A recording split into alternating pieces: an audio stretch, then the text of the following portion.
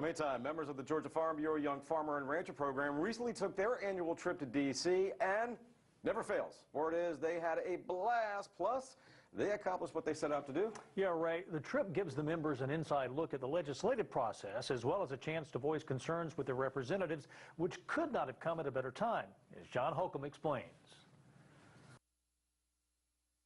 The Georgia Farm Bureau's Young Farmer and Rancher program is designed to develop the next generation of ag leaders in the state, which is why every year they travel to the nation's capital to meet with lawmakers to discuss issues that are important to them and put a face to the Georgia ag industry. A face-to-face meeting is just as important as a million emails.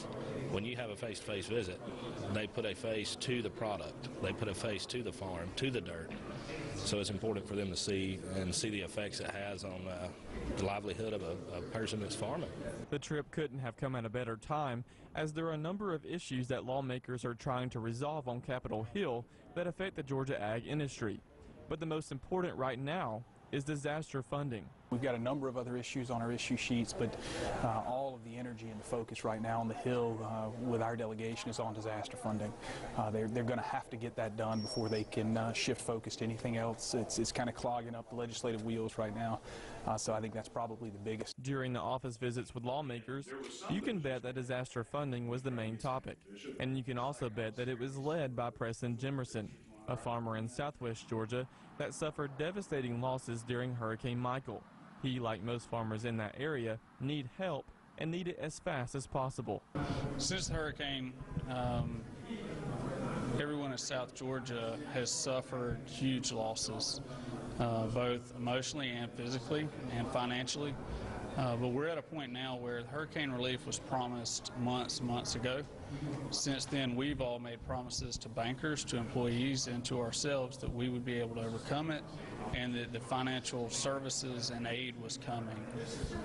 We're now at a point where if financial aid does not come very soon, you will see widespread bankruptcies and failures in the farm level in our state. After the meetings with the congressman, Preston, along with the rest of the group, feels confident that lawmakers are working their hardest to bring help back to Georgia. It was very reassuring to know that this isn't something they have forgot about. That's the way we feel in southwest Georgia, is that maybe we have been forgot about.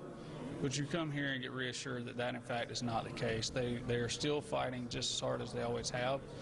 And we finally got to a point where it seems we may be gaining traction. And that confidence isn't misguided, as Congressman Austin Scott says that disaster funding isn't looking like it's too far away at this point. I'm disappointed that it's taken this long.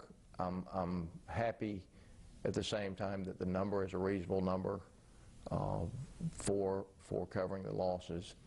And I'm hopeful that certainly before the Easter, the 2-week Easter recess, that we would have a bill signed and hopefully within a couple of weeks of then, 4 to 6 weeks at the outside, have money actually making its way to the producers. Reporting in Washington for the Farm Monitor, I'm John Holcomb.